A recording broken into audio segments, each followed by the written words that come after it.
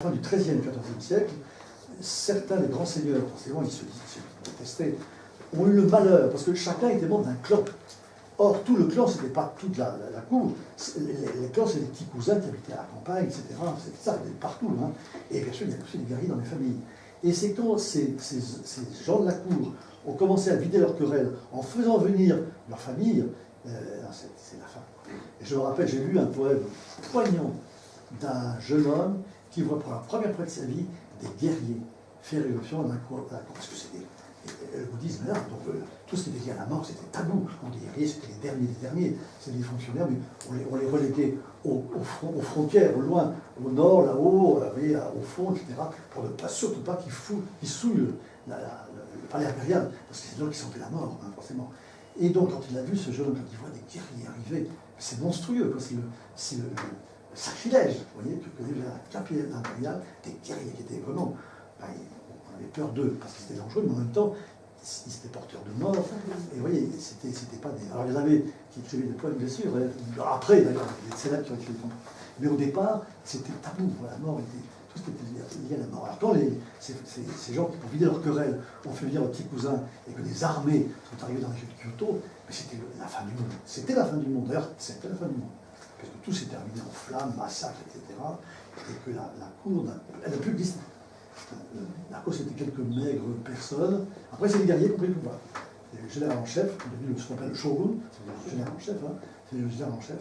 Et l'empereur, à une époque, il vivait en vendant ses calligraphies.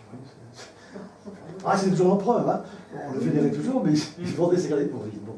Et c'est les guerriers, pour échapper aux influences néfastes de tous ces magouilleurs de la cour impériale, qui sont installés à Kamakura, donc tout au nord, près de Tokyo, pour être loin de tous ces magouilleurs, etc.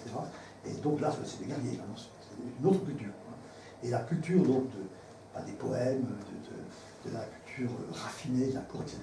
Fini. Après, c'était terminé. 13e, 14e siècle. Et puis le haïku est venu après. Hein. Il a vécu, après, il n'a pas survécu, il n'existait pas. Et peu à peu, parce que c'était des poèmes en chaîne, comme je vous ai dit, avec des passages plus importants que d'autres. Par exemple, le poème d'envoi, le premier était le plus important.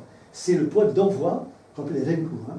C'était le poème d'envoi qui donnait le ton général de ce qui allait suivi après.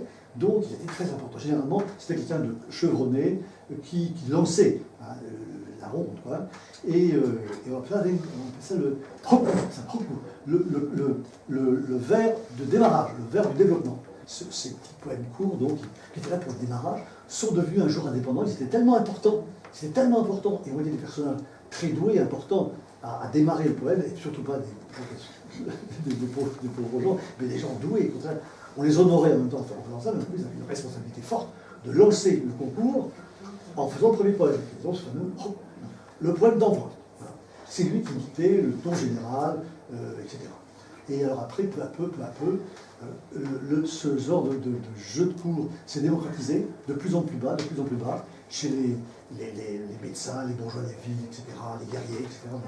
Et à ce moment-là, donc, un jour, ils ont coupé, donc, hop, on a gardé que le premier poème, le poème en développement, qui est devenu hoku, et après il est devenu plus tard, on est devenu un nom haiku.